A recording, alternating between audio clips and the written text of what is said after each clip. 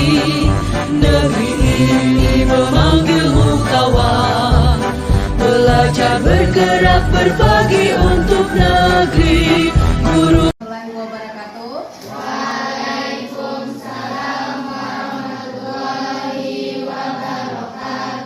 Selamat pagi anak ibu semua. Hari ini. Nah, sekarang kita pembelajaran apa? Pembelajaran negosiasi. Ibu akan menanyakan kepada anda semua. Pernahkah anda melakukan tawar menawar dalam kehidupan sehari-hari? Sama siapa aja? Sama penjual, sama siapa lagi? Sama guru pernah? Sama orang tua? Nah, berarti rata-rata kita melakukan teknik negosiasi dalam kehidupan sehari-hari. Nah, berarti kalau kita melakukan negosiasi itu berarti ada berapa pihak itu? Dua atau lebih. Nah, sekarang ibu minta kepada anak siapa yang tahu dengan pengertian dari teknik negosiasi? Kapal ya. Itu apa? Teknik negosiasi yang menggambarkan aktivitas tawar-menawar yang dilakukan oleh kedua belah pihak agar dipercayai sama. Nah, baiklah sekarang kita masuk ke tujuan pembelajarannya dulu ya.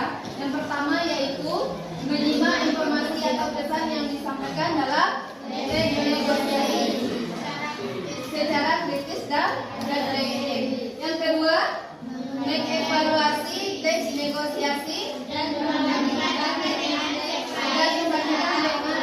lain. Anda tahu nggak membandingkan dengan teks lain tersebut? Contohnya di sini. Yang pertama kan kemarin ada atau tadi kita contohkan teks negosiasi antara kita kehidupan sehari-hari antara guru dan murid atau dalam orang tua dan anak. Nah, kalau dengan teks yang lain ini contohnya di sini. Contohnya membuat surat penawaran atau persetujuannya yaitu contohnya kita kan untuk di semester berikutnya atau di kelas 11 negosiasi tersebut ada strukturnya ya. Yang pertama apa? Yang kedua? Yang ketiga? Yang keempat? Yang kelima?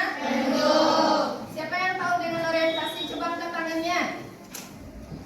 Yang sebutkan namanya nak? Bagian orientasi merupakan bagian awal dari teks negosiasi, biasanya berisi sapaan atau salam untuk mengawali pembicaraan. Berarti yang pertama orientasi benar saja kita ingat yaitu salam ya atau sapaan untuk pembukaan dalam teks negosiasinya. Yang kedua siapa yang bisa coba? Siapa namanya? Zaskia. Berarti nanti namanya Zaskia. Yang kedua siapa? Jadi saat ini adalah kegiatan dari pasca observasi yang mana saya sudah melihat Ibu Fani dalam proses pembelajaran pada tanggal 31 Januari 2024 itu bertepatan dari hari Rabu. Nah, jadi tujuan melaksanakan observasi tersebut kita bukan mencari kesalahan ya Bu Fani, tapi merefleksi kegiatannya, apa yang dibutuhkan dan apa yang harus diperbaiki untuk selanjutnya. Ya, jadi tujuan dari percakapan ini kan kegiatan kita adalah percakapan pasca observasi. Jadi tujuannya adalah untuk evaluasi, kemudian untuk merefleksikan kegiatan supervisi. Nah, kemarin kan Nila sudah melakukan pra observasi, kemudian melakukan observasinya, dan sekarang adalah pasca observasinya. Ya. Di sini ada Ibu PT, Ibu Rizka, kemudian ada Ibu Fani sebagai guru yang Nila supervisi. Baiklah, apa kabar Bu Fani? Alhamdulillah, Bu Nila bagaimana kabarnya nih? Alhamdulillah sehat. Maaf ya Bu Fani, sudah mengganggu kegiatan Ibu Fani hari ini. Ya. Oke, alhamdulillah. Bagaimana perasaannya hari ini Bu Fani? Alhamdulillah, sehat-sehat aja Bu Nila. Alhamdulillah. pada saat kegiatan observasi yaitu pada tanggal 31 Januari tersebut, walaupun udah lama nih Bu Fani, Iya, udah. kira-kira gimana sih perasaan Ibu Fani dengan proses pembelajaran saat itu? Alhamdulillah perasaannya senang, anak ikut serta dalam kegiatan aktivitas proses pembelajaran dan ada yang ikut serta semuanya. Ya, ikut aktif Iya, semuanya aktif Bu ya, Fani. aktif semuanya dan dia semangat juga. Apalagi dengan tentang materi pembelajaran tentang teknik biografi kemarinnya. Iya. Oke. Kemudian di mana letak senangnya tersebut? Kegiatan apa saja yang membuat Ibu Fani senang pada saat itu? Ya di sini kita kan mau belajar tentang teknik biografi. Jadi anak-anak itu menentukan dia memilih tokoh tokoh siapa yang dia kagumi. Contohnya Bapak B.J. Habibie, Insinyur Soekarno dan Ibu Era Kartini. Dan di situ anak-anak bisa memilih materinya dia siapa yang maunya tokohnya. Jadi bukan dari guru tapi anak yang menentukan. Luar biasa ya Bu Fani. Kemudian kira-kira apakah yang sudah baik pada saat proses pembelajaran di kelas pada saat itu Ibu Fani? Maksudnya Apa yang sudah baik, yang sudah misalnya Bu Fani pinginnya seperti itu. Apa yang sudah baik pada proses pembelajaran pada saat itu? contohnya di sini keinginan anak itu memilih dengan tokoh peran utamanya, dia kan milih dari keyakinan dia sendiri gitu, bukan guru yang menentukan. Jadi keinginan anak itu masing-masing.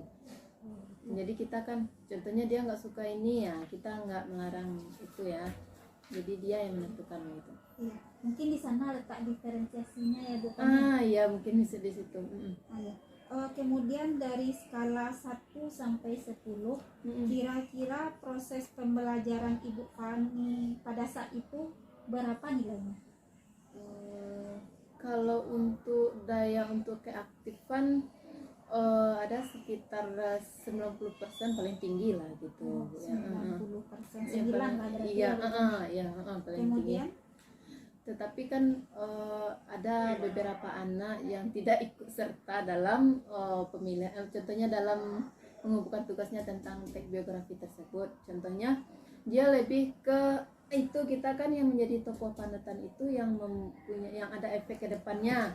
Bahkan anak-anak itu ada beberapa diantaranya memilihnya contohnya dari orang yang dari luar negeri, contohnya dengan orang-orang Korea gitu. zamannya sekarang Iya, itu, Bu Fani. mungkin ya bisa jadi gitu. Dan tadi kan ada beberapa yang tidak aktif. Kalau Ibu Fani pikirkan kira-kira kenapa mereka tidak aktif, kemudian gimana caranya Ibu Fani melakukan rencana tindak lanjut supaya yang beberapa anak tidak aktif tersebut menjadi aktif?